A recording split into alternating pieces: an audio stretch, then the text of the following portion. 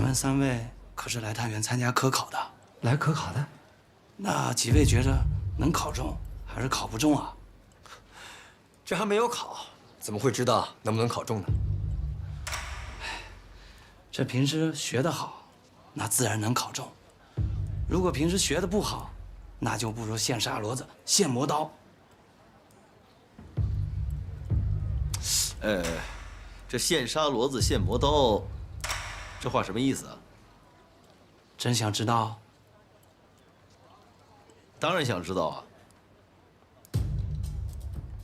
你们几位不是来参加科考的吗？我们这边专门请了高人，只要肯花银子，高人就会给予指点。高人？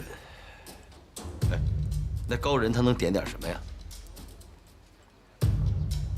你不是来参加科考的吗？想不想考中？当然想考中啊。想考中的话，上面不是有高人吗？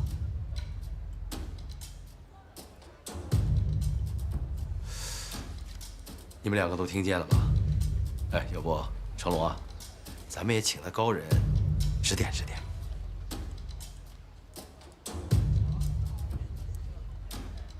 小二，那你帮我们安排上去一下。要想请教高人，那可得诚心。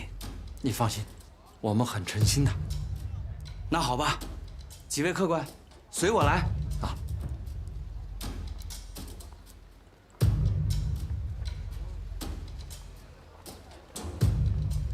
来，客官慢点儿。来，里边请。来坐。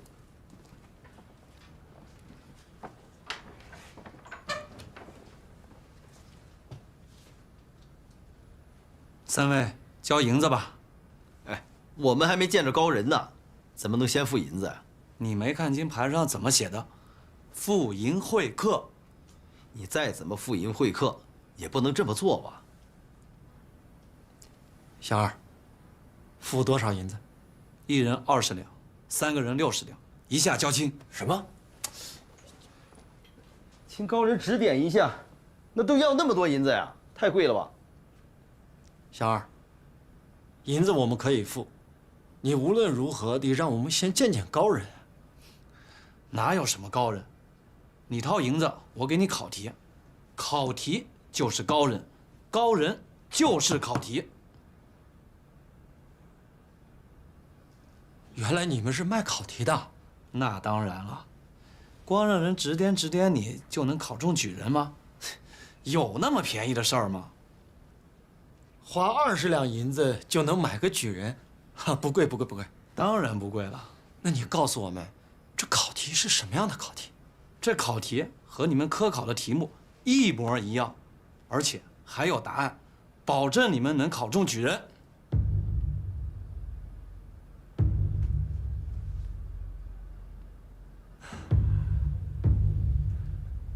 姐儿，你坐。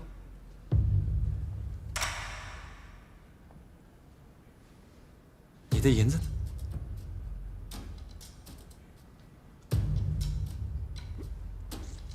哟，你看我这出门出得急，没带在身上。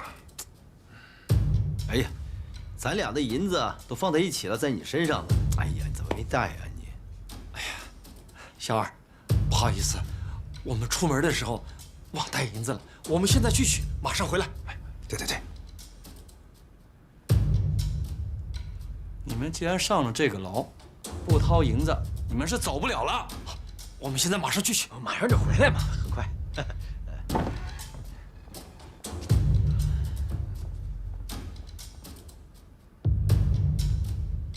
哎呀，对不住，对不住啊，对不住啊，银子在我这儿呢，我给你啊，在这儿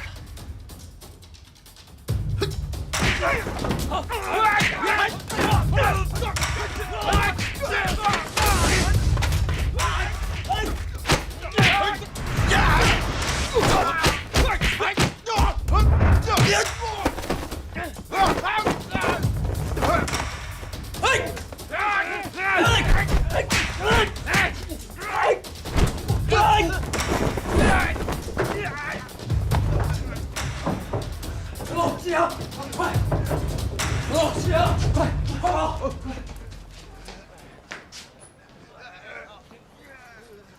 都给我起来，快去追！成龙啊，刚到太原，这又惹事儿了。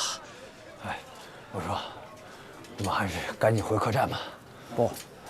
不回去去哪儿啊？我去学政衙门找周瑞和去。哎，我们现在去找周大人，不太合适吧？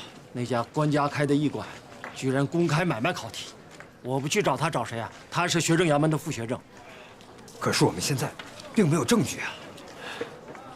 你们也看到了，我们根本不可能从他们那儿拿到证据。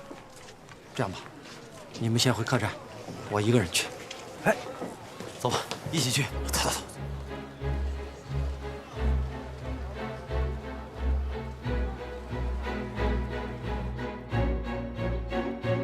行。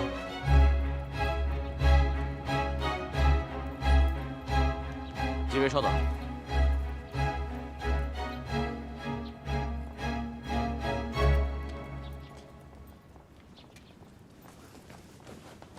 成龙老弟啊，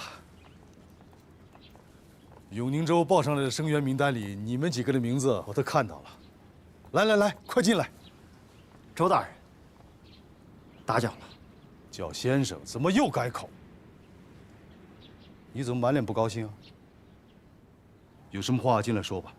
周大人，这样，周大人，我问你，贡院街上的贡院驿馆是什么人开的？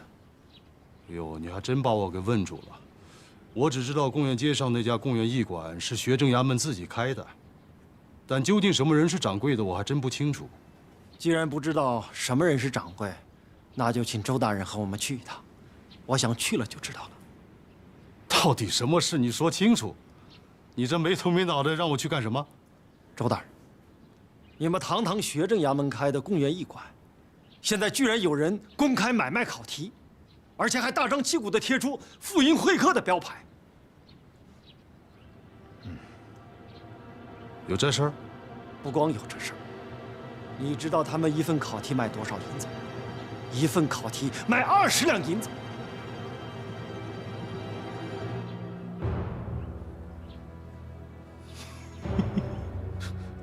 卖的都是假货吧？我告诉你，考题都封存在题库里，除了山西学政郝清白郝大人和看守题库的把总一人有一把钥匙，没有人有钥匙了。连我这个副学政都进不了题库。郝清白郝大人，他曾是我当年会试时的作师，我敢拿我的人头担保，他绝不会干这种事情。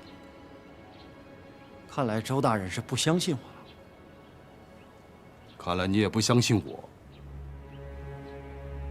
你什么都不要说了，我马上带人过去，看看究竟怎么回事。哎，都让一让，让一让啊！让一让。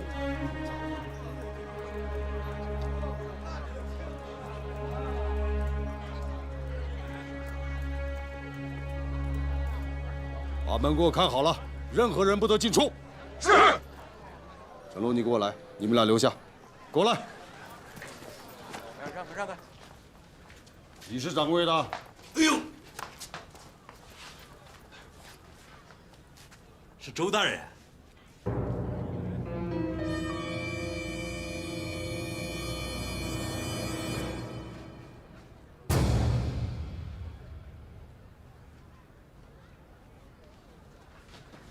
把客栈所有人都给我叫出来。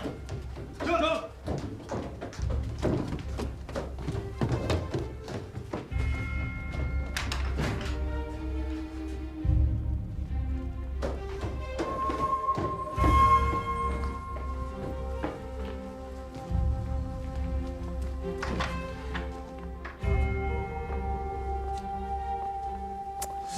周大人怎么只让成龙进去，不让咱们俩进去啊？金阿兄，这是搜查，进去那么多人干嘛？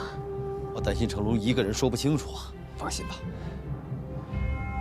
周大人，他们就是在2楼这个房间买卖考题的，而且他们要求只要上了2楼的人必须交银子。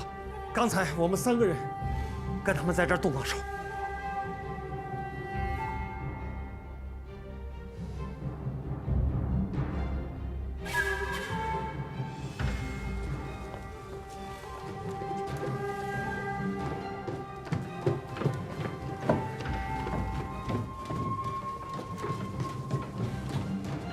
报告周大人，医馆所有人都已带到。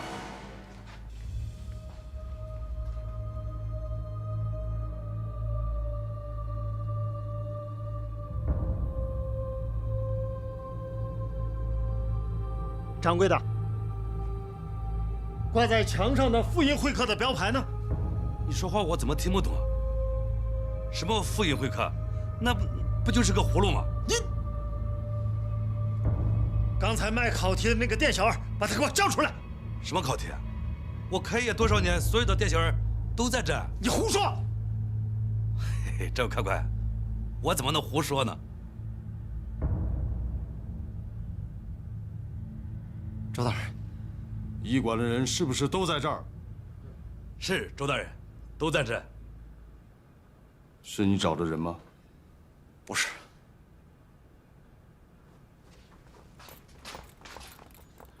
周大人，周大人，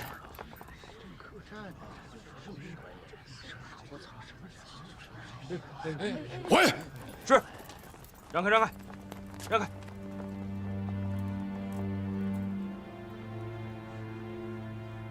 客官慢走。这还有没有公理了啊？有没有王法？我们寒窗苦读数十载，如今却要同那些手里拿着买来考题的人一起竞争，这什么世道啊？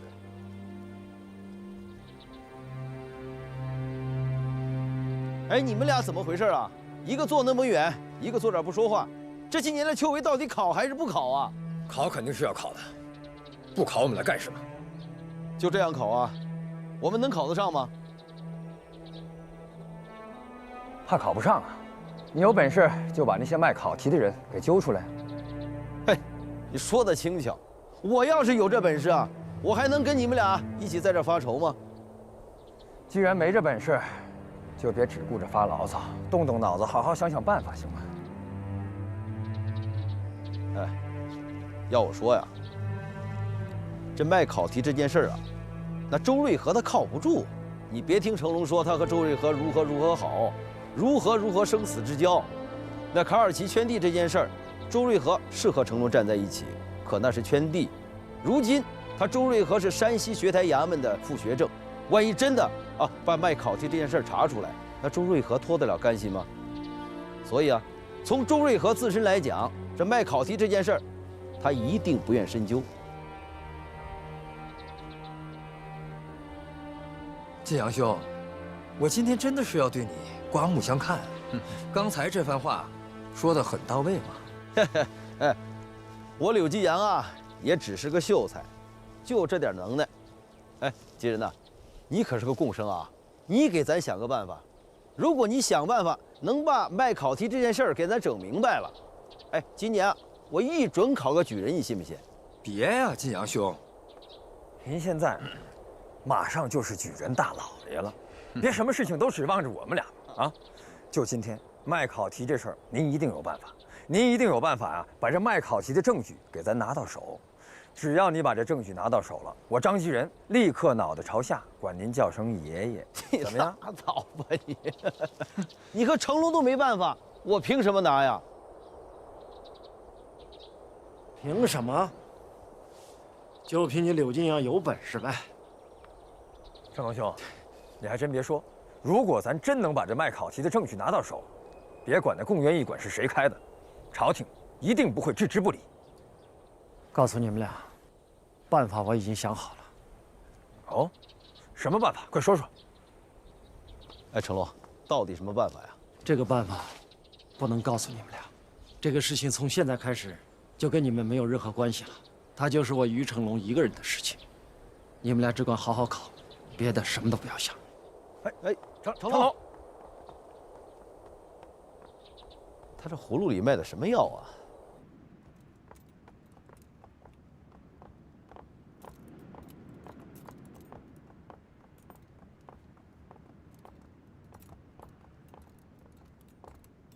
周大人，请。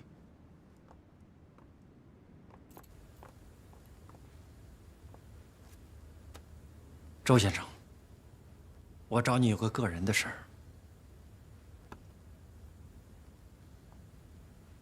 请坐。不做了。我想借你30两银子。借银子？你借银子干什么？有用。有什么用？你别管有什么用，借还是不借？你不说我就不借。那好吧，我告诉你，我要去买考题。你没张口，我就知道你要干什么。于成龙，也许真有人在卖考题，这我一点都不怀疑，但那是骗人的把戏，一定卖的是假考题。考题封存在题库里，根本没人拿得出来。你也不用怀疑任何人。你只管借我银子，别的你就别管了。你可真能给我出难题。周先生，你我是生死之交，如果你不肯帮这个忙，我还真借不到银子。如果是那样的话，明天我索性就不考了，我去砸场子。我就不信从那些买了考题的人身上搜不出考题来。你要敢这样干，我告诉你，你犯的什么事？无端的滋扰考场是要杀头的。如果是我错了，滋扰了正常的考场秩序，我甘愿受罚。砍头也是我自找的。我忘了，你差一点就被砍过一次头了。你不也是吗？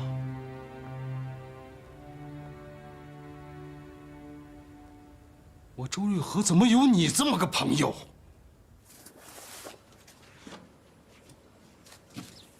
玉林，这3张银票，2张5两的，1张20两的，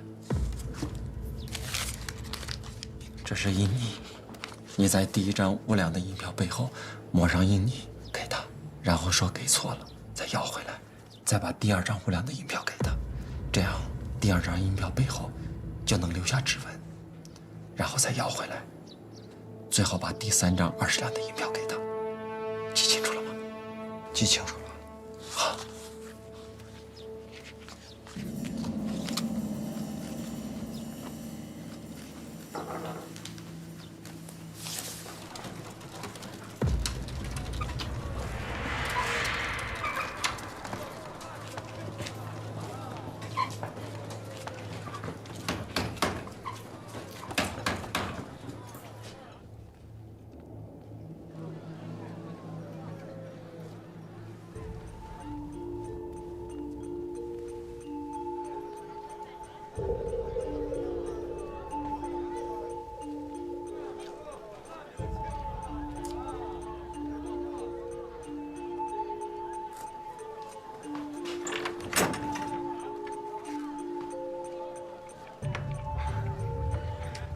客官，我们已经打赢了。我不是来吃饭的，那你是来干嘛的？我是来赴营会客的。赴营会客？你说啥了？我不明白。快，走吧，走吧，走吧。别！小哥，我真的是来赴营会客的。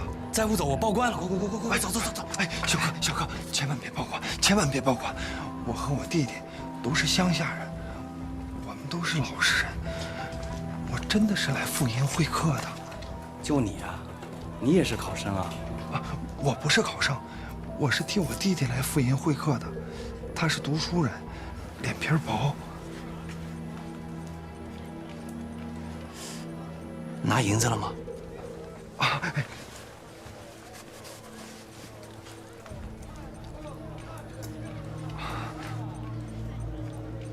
客官，不瞒您说，前几天我们厂子差点被人给砸了。说实话，这买卖我们真不敢做了。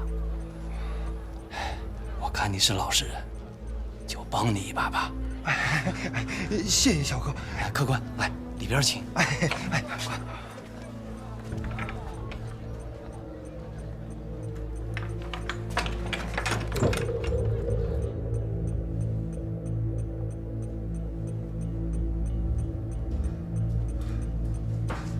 于大哥，于雷，怎么样？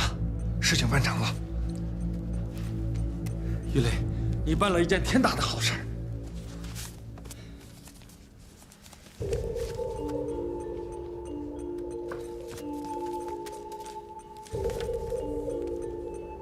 成龙兄，成龙兄，成龙，哎，玉林，成龙啊，哎，看看，明天就要开考了，这是宫院啊给每个考生发放的笔墨盒、小灯笼。哦，对了，还有这个五顶红缨帽。成龙，等咱们考试合格，这5顶红缨帽上插上顶戴花翎，咱就可以入仕做官了。哈哈哈哈哈！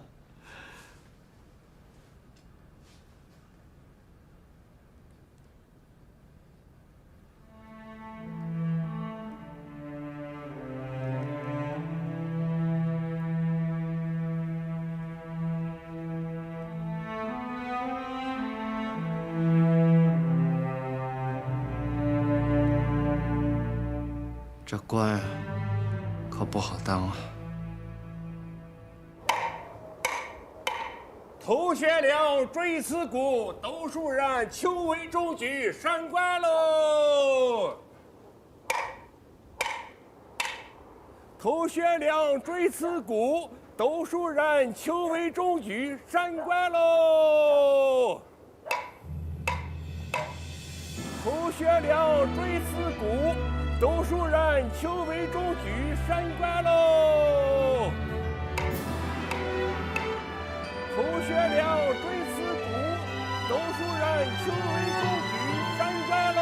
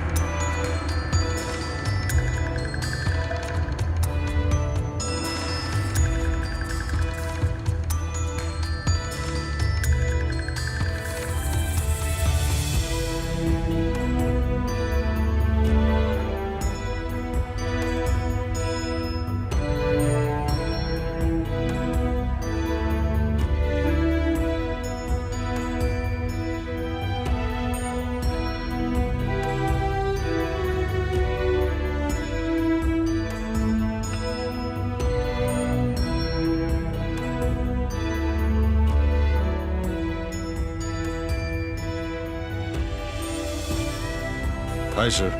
考生入场。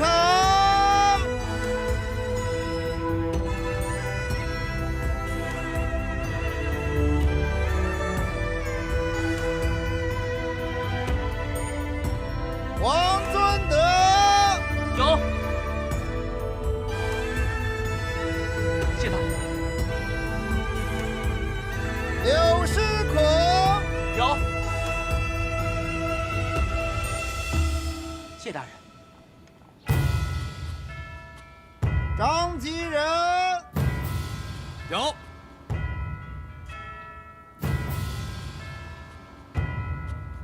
谢大人。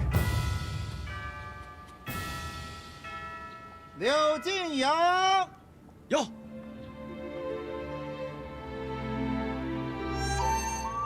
谢大人。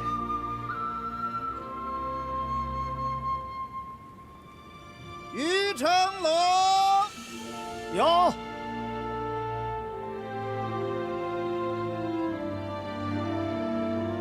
谢大人。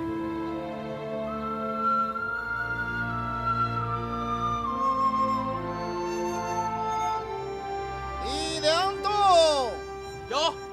谢大人。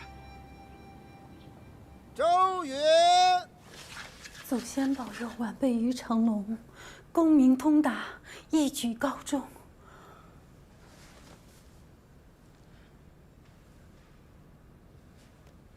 家园，拜拜就行了，快起来吧。哎，家园，世上啊，啥事儿都得靠自己。种田的人呢，功夫要用在种田上；读书人呢，功夫要用在读书上。只要功夫用到了，那地里自然会打粮食，读书人的肚子里自然会长学识。家园，你放心吧，成龙啊，就是块读书的料，科考难不住他。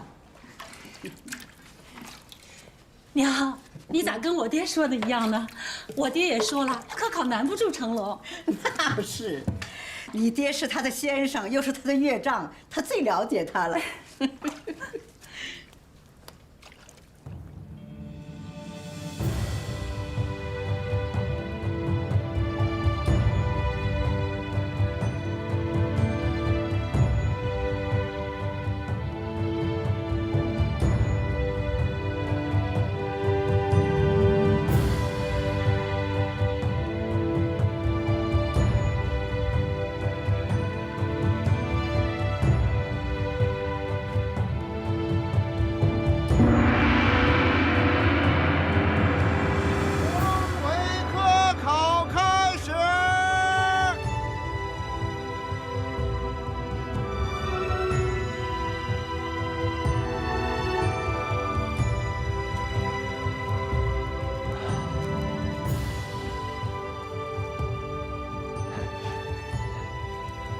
吉人呐，啊，今天出这题啊，就我这水平，也能考个举人，那可要恭喜刘老爷了。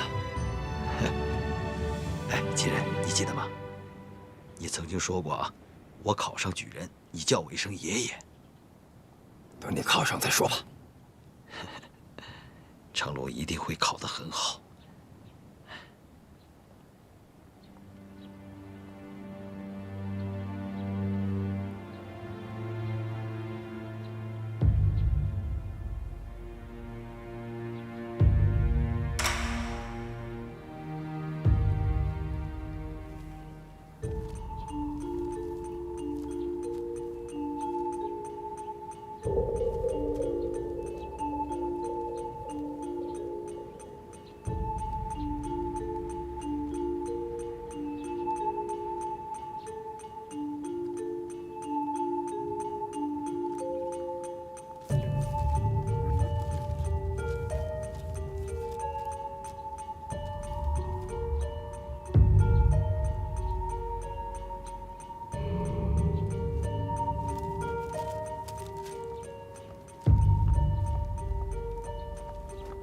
有什么问题吗？马上回去。赵大，我已经用你借我的30两银子买到了考题，而且还拿到了店小二的证据。这份考题与今天的考题一模一样。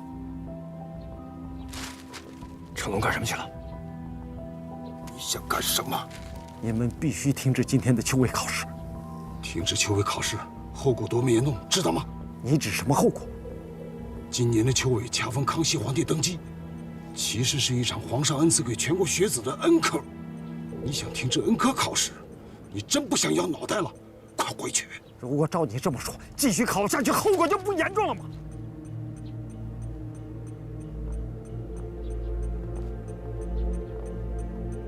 学政大人，不好，成龙要惹祸，他要出事。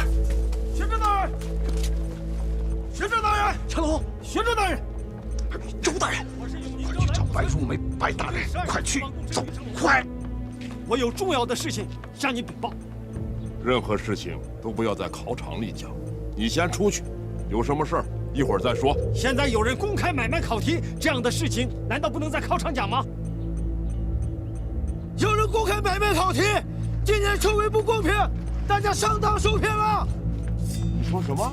有人公开买卖今年秋闱考题。无稽之谈。学政大人，我有证据。你无端取闹，扰乱考场，小心我治你的罪。谁买考题了？就是谁买你考题了？谁买你考题了？谁买你的考题了？你这不是影响我们考试吗？就是影响我们考试呢。瞎说呢！轻轻松松中个举人，也算是光宗耀祖了。是啊，是啊。我认识你，你就是买考题的其中之一。你能把《论语》为证，当着大伙儿的面背下来吗？如果你能背出来，我就承认你是读书人。背出来！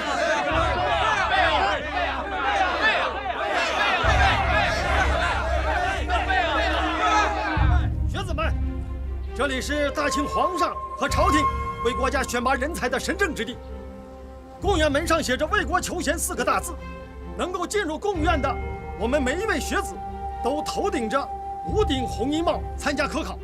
通过考试的合格者，一经录用，就会插上顶戴花翎，为国家、为朝廷效力，为百姓效命。所以绝对不允许有丝毫的虚伪。我手里拿的这份考题，是我花了20两银子从贡院医馆买来的，它跟今天的考题一模一样。这种公开买卖考题的行为是肮脏无耻的金钱交易。如果让那些不学无术之徒混入官场，那就是从根本上破坏了我大清江山社稷的基石。给我抓起来！朗朗天宫，放开他！康熙皇帝，放开他！什么？放开他！绝对不允许你们胡作非为！学政大人，不会饶恕你们！学政大人，绝对放开他！你们放开他！胡作非为！放开他！学政大人，放开他！什么？放开他！学政大人，把他给我绑起来！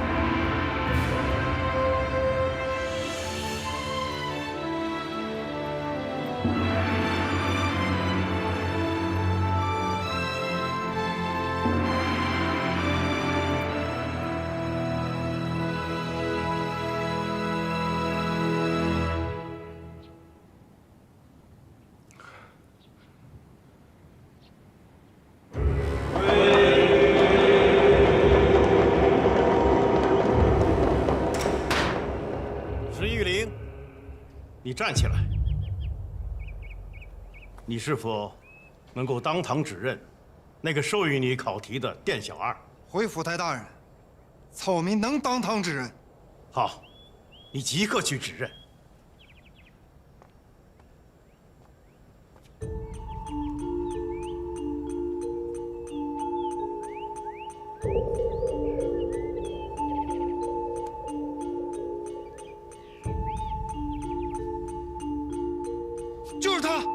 就是他将考题卖给我的。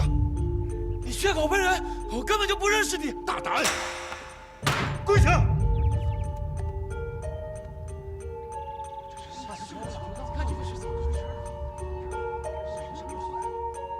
判官，在，验证他的指纹。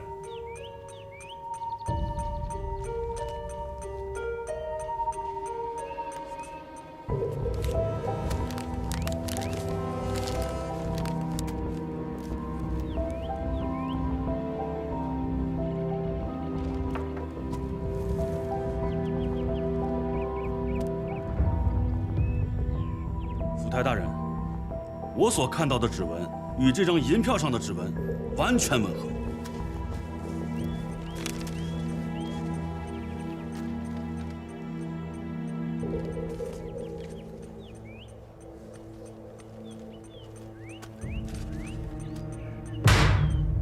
大胆奸商，你与谁串通盗取考题，又将考题授出，还不如实招来？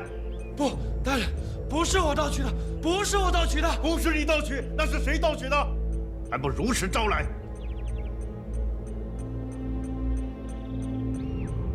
是他，是我们掌柜的！你胡说八道，血口喷人！放肆！是他，就是他！还不快招！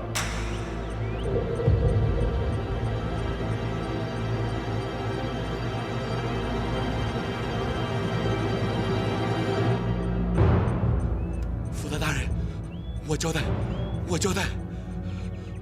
公务院医官所有考题，全都是全都是，快说！我这全都是郝清白，郝大人，他私下将考题交给小人，收取所得银两，我们只得小份儿，大份儿全归郝清白郝大人所有。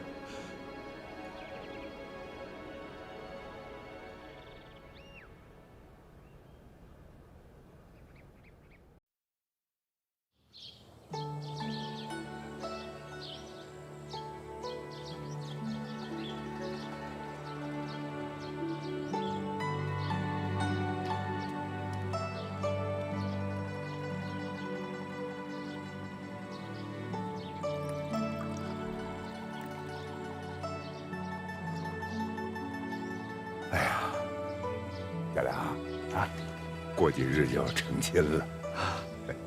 好啊好啊，我琢磨好了，把那个厢房腾出来，给你和玉兰做新房吃。哎呀，叔叔您这，啊，你姐夫他们过几日就考完了，误不了参加你们的婚事。好，嘉良，叔叔还想早日抱上大胖孙子呢。圣旨到，奉天承运，皇帝诏曰：提督山西学政郝清白，勾结属下，坚守自盗，着摘去顶戴花翎，移送刑部天牢，待秋后问斩。太原贡院驿馆掌柜郝清白，一点都不清白。康熙皇上虽然年岁不大，但给予这几个人的处罚都算不轻啊。流放夜郎。山西学政衙门副学政周瑞和虽自身清白，但为职不任，致使辛丑恩科废试罢考，着加号1月，编50，革职为民，发回原籍，永不去用。这是为何？这是为何？周大人无罪，他没有参与买卖考题之事。于成龙，你想抗旨不成吗？还不赶紧跪下！这个于成龙有谋杀气，他是记吃不记打呀！跪下！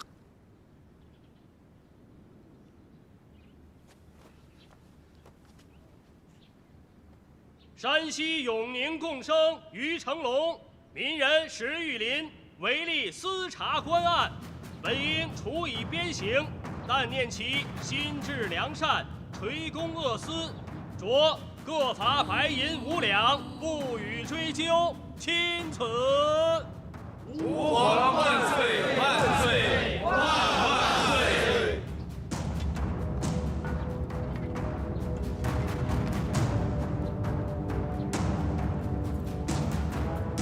快点！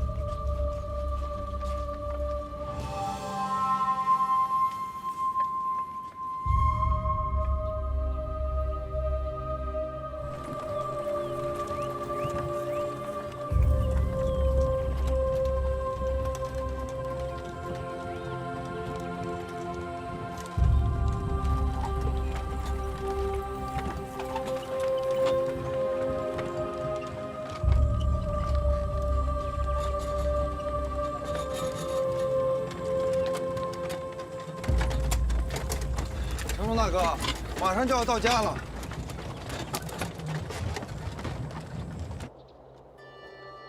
少小须勤学，文章可立身。满朝朱子贵，尽是读书人。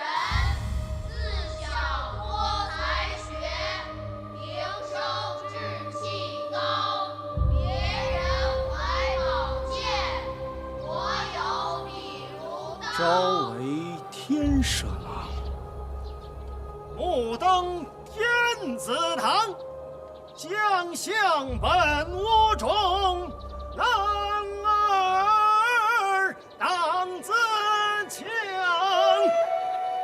一曲登科日，双亲未老时。锦衣归故里，端的是男儿。娘，成龙他们真的回来了。大爹，怎么都回来了啊？娘，你先别叫娘，说说，到底出了啥事儿了？考场私卖考题，我把考场给缴了。那你没事吧？私卖考题，晋阳、吉人，成龙说的是真的吗？是真的。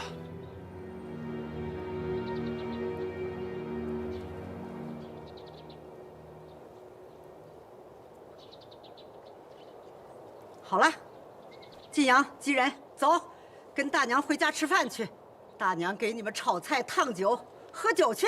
走，来，成龙，走，走呀，走，走走走。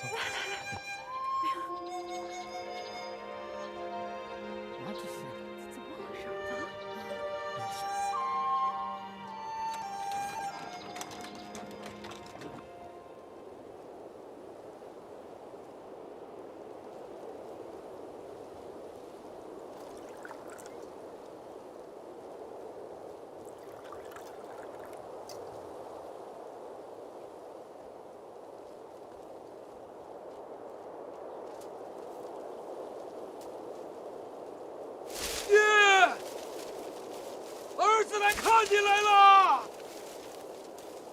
爹，你听见了吗？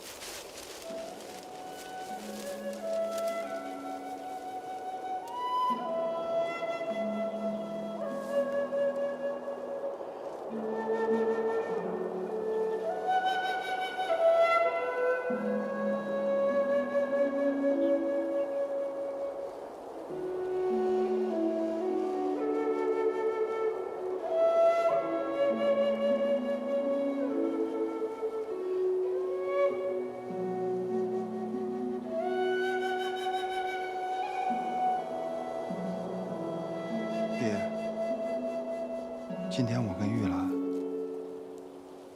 还有嘉良来看您了。爹，我和嘉良要成亲了。岳父大人，嘉良来看您来了。您放心，我一定会对玉兰好，请受贤婿一拜。爹，你都听到了吧？女儿和嘉良成亲以后，一定会相夫教子，好好过日子。爹，您安心吧。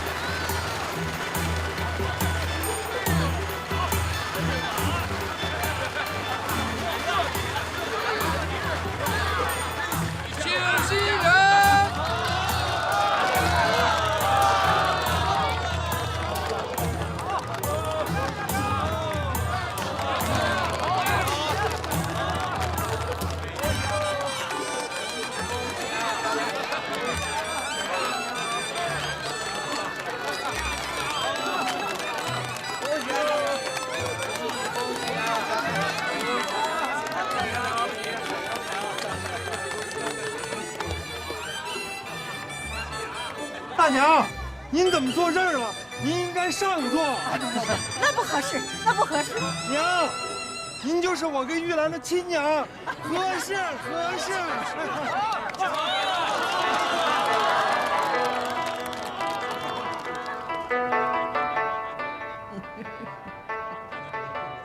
喂，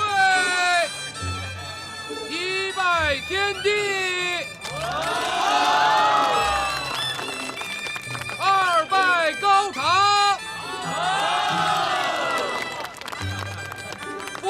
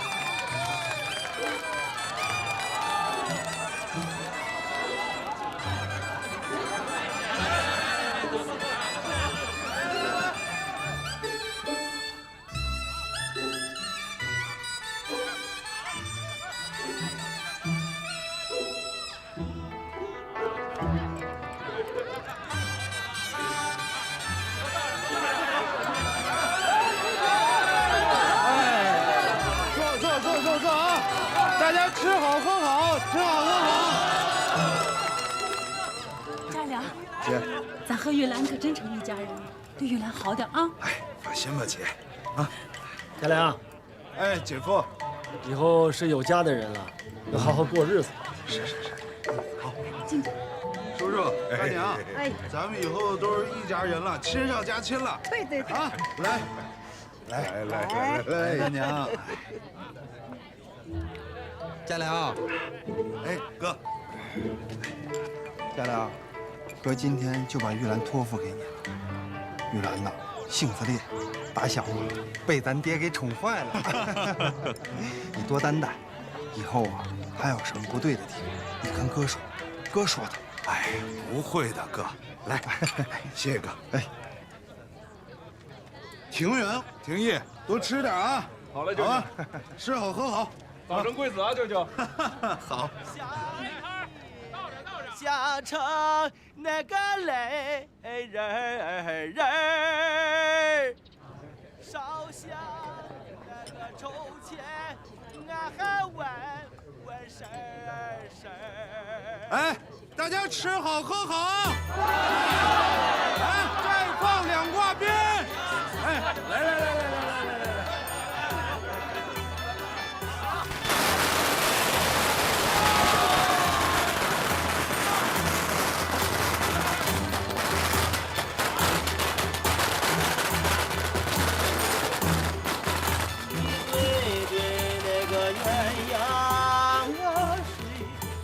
上飘，人家那个都说咱们2个好，站在那攀上我看见你，我嘴上呀不说，俺心里头那个美。山在呀，水也在呀，人常在。俺二人什时候把天地那个办？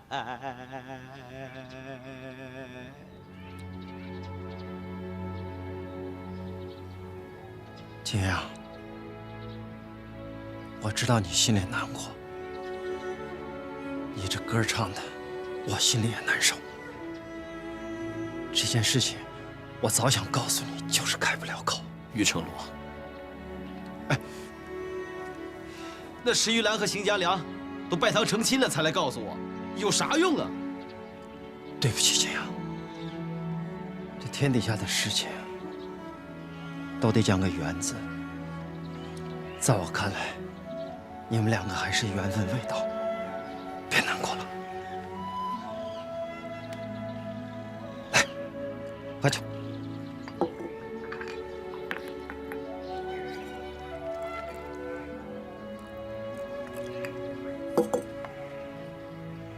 这样，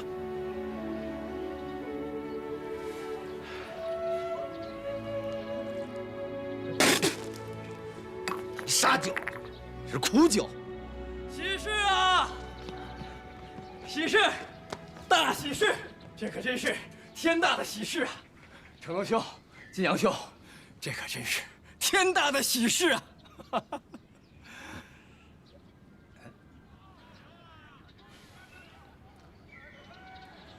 哎呀，不是那个喜事，是天大的喜事！来，喝酒，来！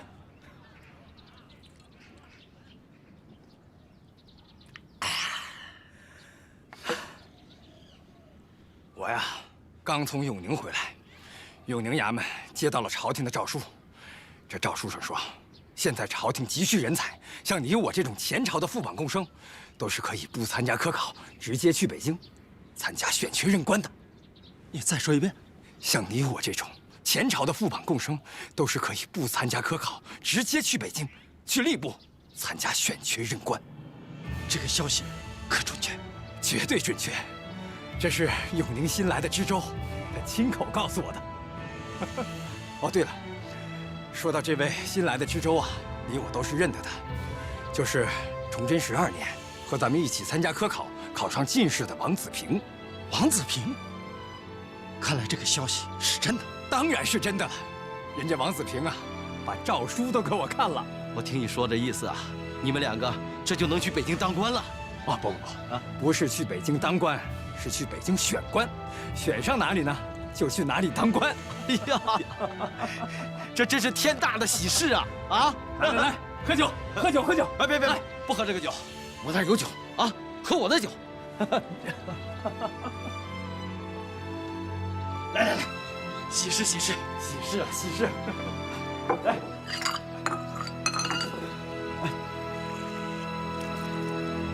哎，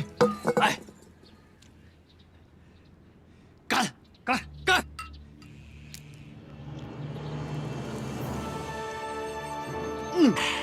哎，这才是喜酒呢！啊！来，倒上！哎，人生得意须尽欢，莫使金樽空对月。哎，干！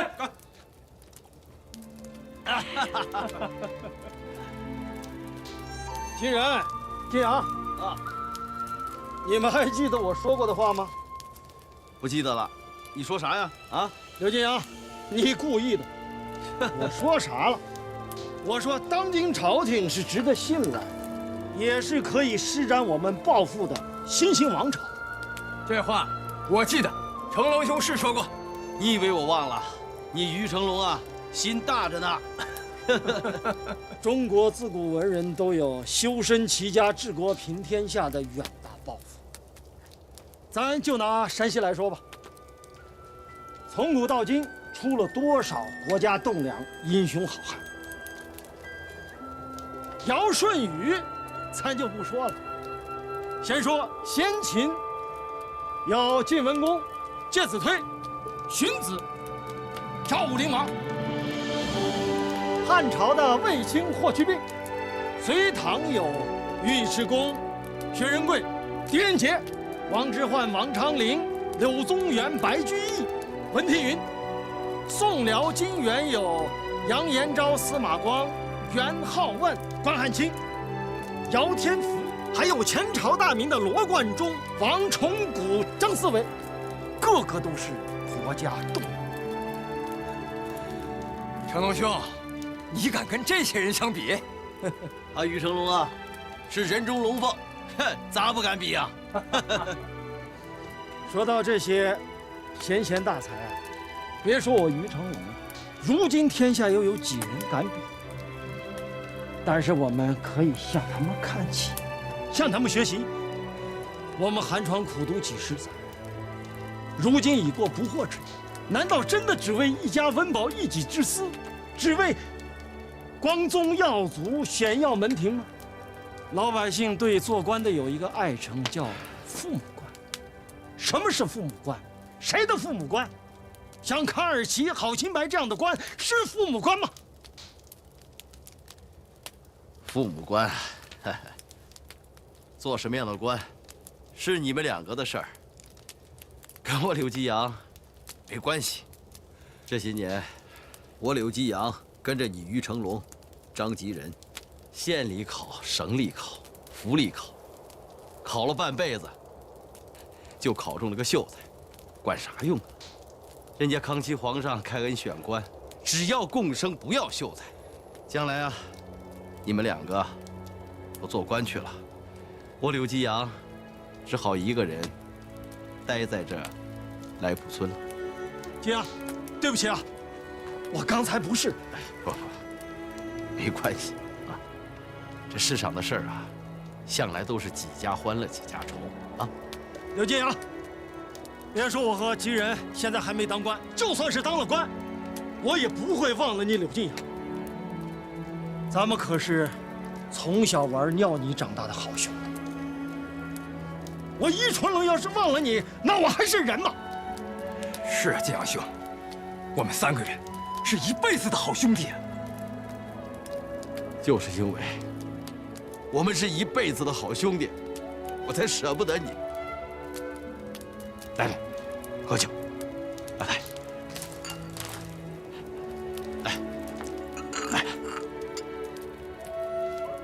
得一官不容，失一官不辱啊！误说一官无用，地方全靠一官。吃我百姓之饭，穿我百姓之衣，莫道百姓可欺，自己也是百姓。干！干！干！哎，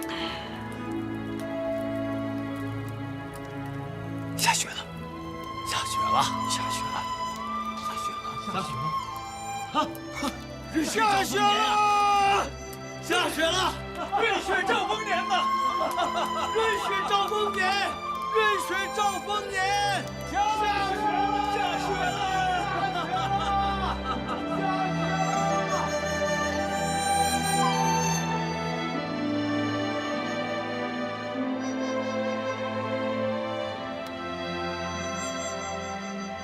先生，经历了几十年的战乱，所在屠灭，军役未续。然而，经过顺治皇帝17年励精图治，不论满汉亲旧，不必亲疏恩怨，终于使国家趋于安定。康熙帝虽年幼，一登基便有新气象，开恩科选先贤，此乃都是一个新兴王朝、天下大治之举。我等虽然遭受权敌之苦，又刚刚经历了科举的腐败，陈龙看来，此并非时代主流。我们眼前看到的，不光是国家的弊端，更让人振奋的，是我们看到了国家、朝廷和皇上革除自身弊端的决心和希望。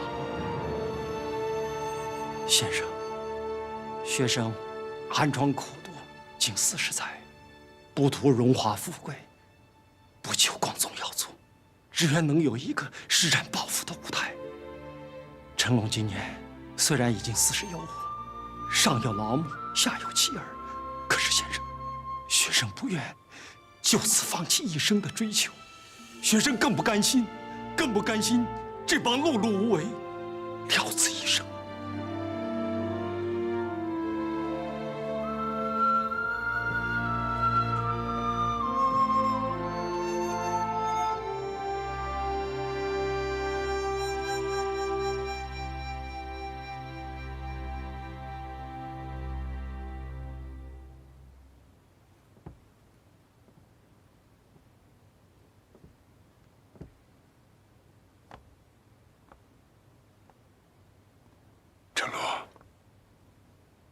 先生这一生教书育人，没有任何所求，只希望我的学生能够学有所成，成为国家栋梁之才。你有如此之抱负，先生十分钦慰。既然晋阳，先生知道，你们跟成龙都是一样的，有所追求。去吧，先生在永宁书院等你们的好消息。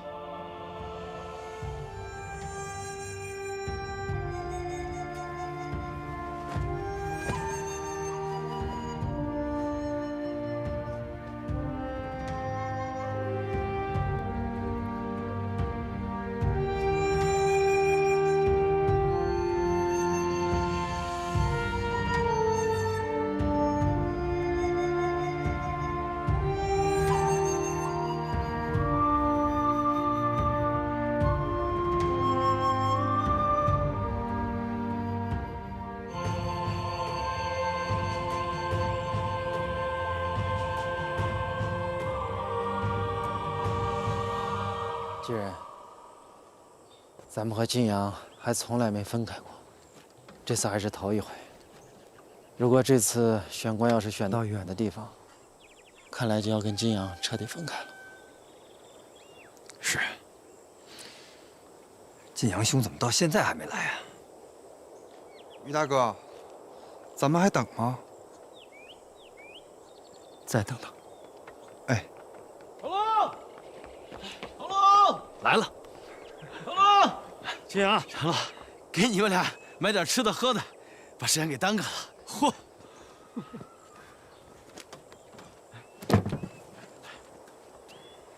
哎，这点银子啊，是咱们上回去太原科考没考成剩下的，你们俩留着路上用啊。到了京城，好好选，选个好地方，选个近的，过后我好去看你们。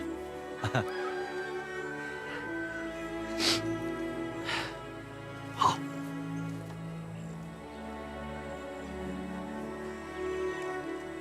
好，回去吧。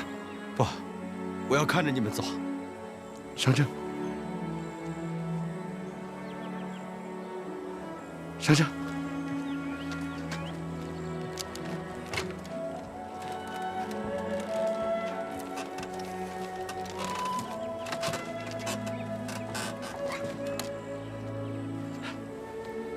走，走啊！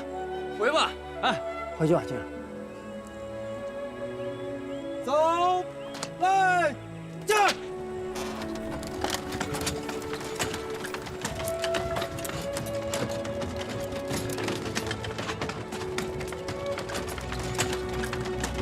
唐龙啊，听我一句，到了京城别惹事儿，听见了吗？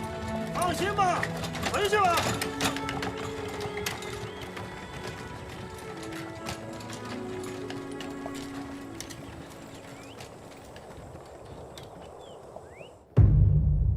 孔夫子说：“人君居万民之上，要使那不正的人都能归于正，必有法治禁令以统治之。纪纲法度，先自家持守于上，然后立法以整其天下，这才是以德为正。如此，则出治有本，感化有机，由是身。”不出乎九重，而天下的百姓自然心悦诚服。皇上，臣讲完了。陈廷敬，你今日讲得非常好，朕全部都听懂了。谢皇上。不过，臣方才所讲的，并不是出自于臣本人。哦，那是出自何人？出自于臣家乡的一位先生。你的先生，他叫什么？来，这边说。啊，是。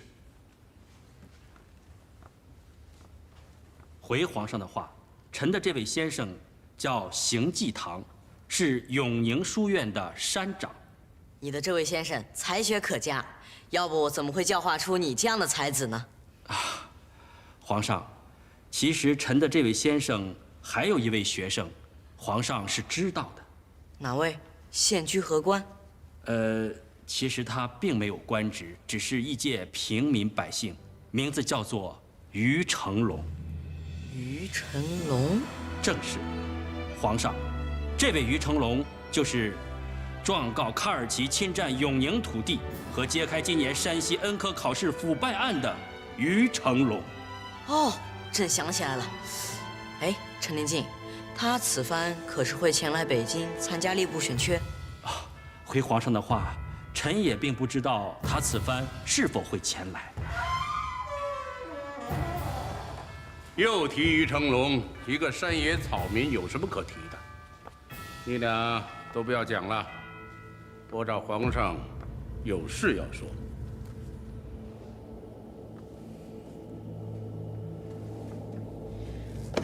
有什么事，等讲完课再说。这是吏部报到内阁今年全选官缺的省份名册。朕已经讲了，有什么事等讲完课再说。什么等讲完课再说？我已经定了，拿过来就是让你看一眼。快看，看过之后。今天就批红，发回到吏部去。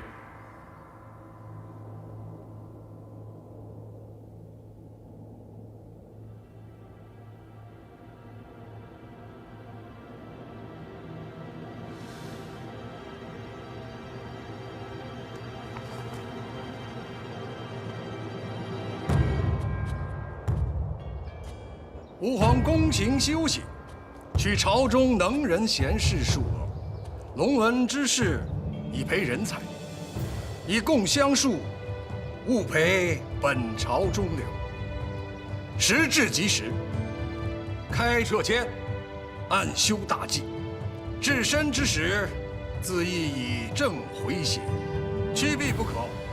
何其班次，书签密封，令应选人迁撤。谢皇上，吾皇万岁万岁万万岁！起来吧。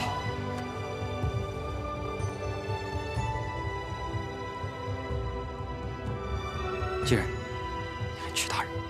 是啊，徐一鼎大人怎么会在这里？迁帝的时候被降级调任，看来是调到吏部当差了。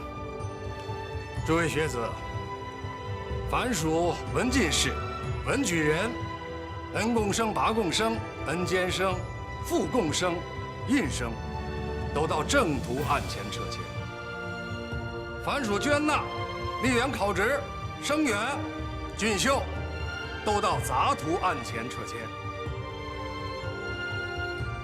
好，开始撤迁。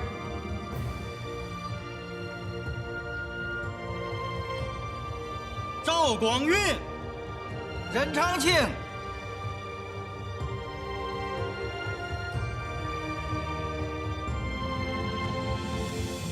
继任，真没想到我们这些副榜贡生跟进士和举人同等待遇。是啊，于老爷，咱们可都是正途。于成龙，于成龙。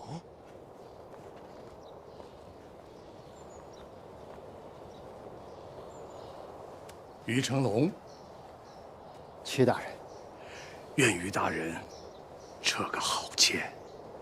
谢屈大人。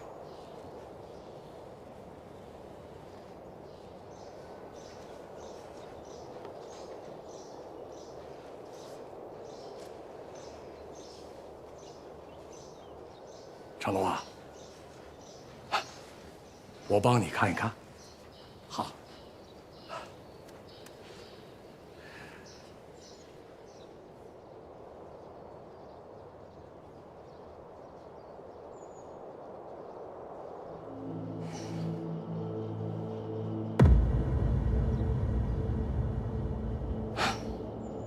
成龙啊，广西罗城，燕章之地，是今年全选补缺最差的地方。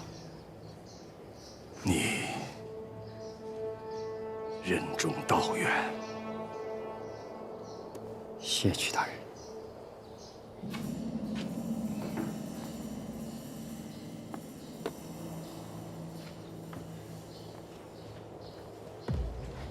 张吉仁，有。胡大勇，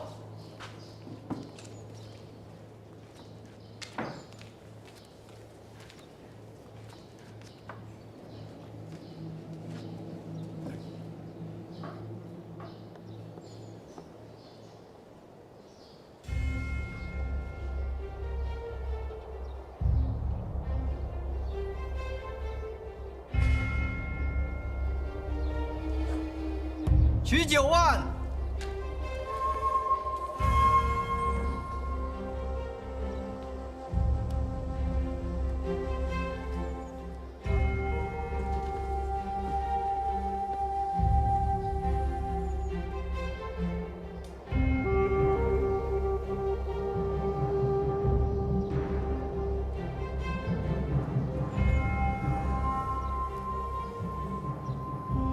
广西柳城。柳城怎么了？比于成龙的罗城强多了。好好做官。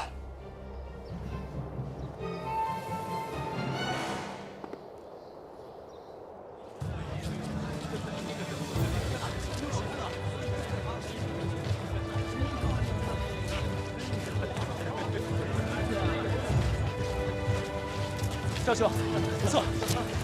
哎，成龙兄，这到哪儿了？我广西罗城。恭喜恭喜！继任，你呢？福建福州府，好地方，那儿有海啊！我恨不得现在就去看看大海。成龙，于成龙，你是于成龙？正是。你可是要去广西的罗城？是。我去柳城，就在你隔壁。恭喜啊！恭喜恭喜！在下曲九万，山西永宁人，咱俩是老乡。你也是永宁人哦，那真是太巧了啊！幸会啊！来浦村张岐人，幸会，幸会，幸会。曲一鼎，曲大人知道？知道。啊，那是我爹。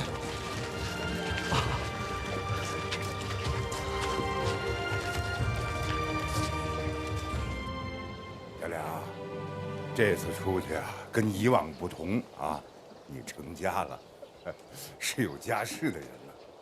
没事儿，回来看看啊。哎，放心吧，我一有时间就回来看你。不用看我，叔叔我身子骨硬硬朗朗的，是看玉兰。先生，我没事的。玉兰，你不能什么事儿都老让着他。他是出去跟人学做生意，又不是读书，又不是做官，有空闲那就得常回来。我知道了，先生。你怎么还叫先生啊？应该叫叔叔了。我叫习惯了。多生分啊！你现在是邢家的媳妇儿了。哎呀，行了行了，家良，不就个称呼吗？在这方面啊，别苛求玉兰啊，她想叫什么就叫什么，叫先生，我听着还挺顺耳呢。行吧，我去看看我姐就该走了。去吧。那我们走了，先生。哎，这边。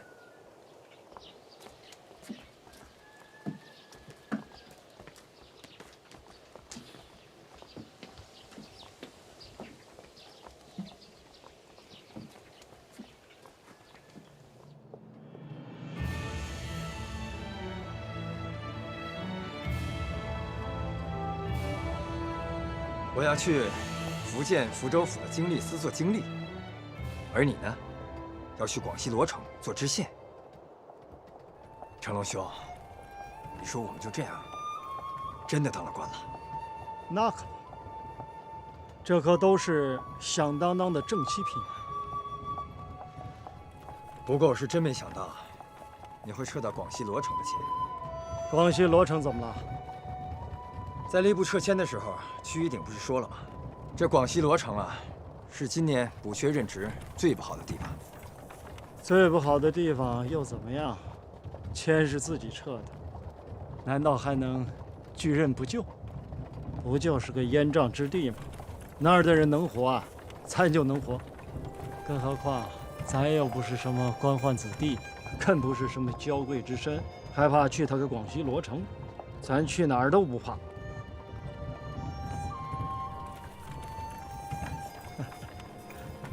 你那么看着我，是不相信我说的话？不是不信，是觉得你于成龙啊，无论面对什么情况、什么困难，总是能够比别人要看得开。哎，你以为我不想去好地方？那是没办法，什么想得开想不开的。换了，你去广西罗城，我去福建福州。换了，换了。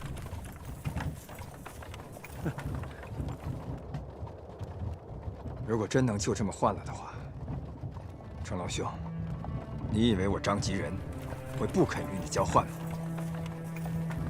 在川口村，在来卜村，在永宁书院，你我晋阳是最好的朋友。其实我现在的心情，就和那天晋阳兄来送你我赴京是一样的。眼下，我们总算是步入了仕途，求得了一官半职。但是我们三个人从此也就要天各一方了。哎，干什么呢？干什么呢？别跟柳晋阳似的啊，都弄成生离死别了，不至于啊。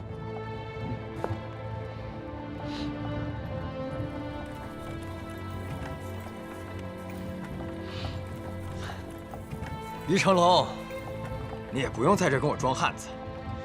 我现在倒是想看看，过几天啊，你跟柳晋阳是怎么分开的？到时候他要不哭得死去活来才怪呢。哎，其实想一想，你我就要出仕做官了，可晋阳兄呢，就还要留在村里头，这是个啥心情啊？新阳已经想不开了，你就别有事没事的再招惹他。我招惹他，他用得着我招惹吗？嘿，你看着吧，这些日子，他一定是日日守在捕门下，等着我们，盼着我们呢。这你倒是可能猜对了。走。